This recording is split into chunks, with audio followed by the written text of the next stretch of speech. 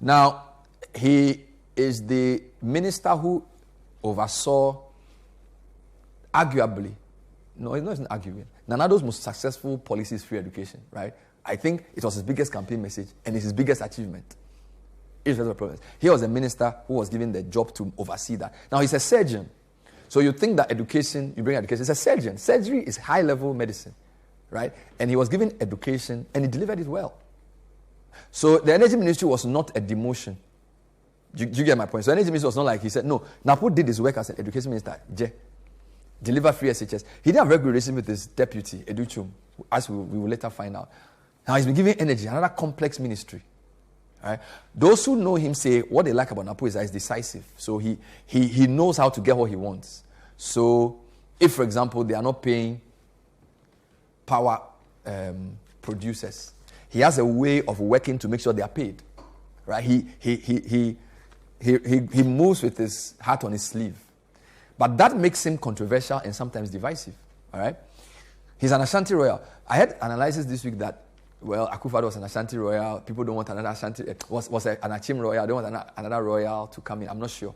But there's a strong view that Menchia backs him. That's the view. Menchia is 2-4. They haven't come out to say yes or no. But that's a strong feeling. They've not come to deny it, by the way. He has strong political skills. So one of the things politicians have is they are Napo loyalists. There are some politicians who are not even loyalists. There are people who swear by Napo. All right? There are some MPs. I don't want to mention all the names, but there are MPs we know who he worked with in the Ministry of Education who have risen. Right? So he's built a base. Which is why people say he's a strong person in party. He has people who, there's a newspaper that always writes about Napo. He's won too many awards to mention. All right? And as I said, a lot of the analysis is saying that if the NPP, because don't forget, after 8 years, there's a lot of apathy. If the NPP wants somebody to excite their base, they should choose him. But the question is, do you choose a vice president to just excite your base? Will your base be enough to win an election? One that's going to be this crucial. All right? A couple of issues have come up. Does he have cross-party appeal? All right? Some will say if he brings in Ashanti votes, they may not need cross-party appeal. But in the kind of election we are entering, you may need, the middle class have really taken a position against the incumbent. Although they're also not necessarily excited with the NDC, a candidate with crossover appeal may convince them. Which is why people like Cheddar are causing the sensation they are causing, because people are really tired of the NDC and the NPP. And so Cheddar's 150 billboards, his simple message is appealing to a lot of people. So some are saying, will Napo give you anything like that? Bawumia is already 16 years as a technocrat politician. Do you need another politician? Why don't you bring an outsider to help him? But Bawumia himself is not necessarily historically as steeped in the NPP. 16 years is not that deep if you look at the politics, whatever.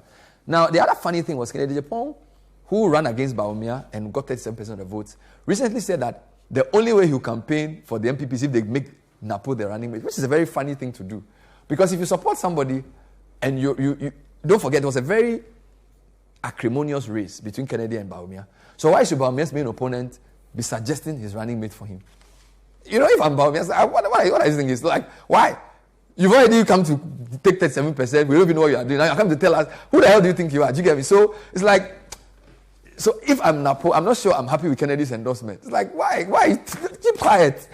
But of course, we've been told that there are people who have been suggesting that to make NPP come together, Bawumia should make Kennedy his running mate, which I don't really understand, but that's what people are saying. So we don't know if the Kennedy endorsement will hurt him, because if you're in the Bawumia team, you say, look, Doc, if you begin with the running mate, he will then eventually tell you who should be your ministers too.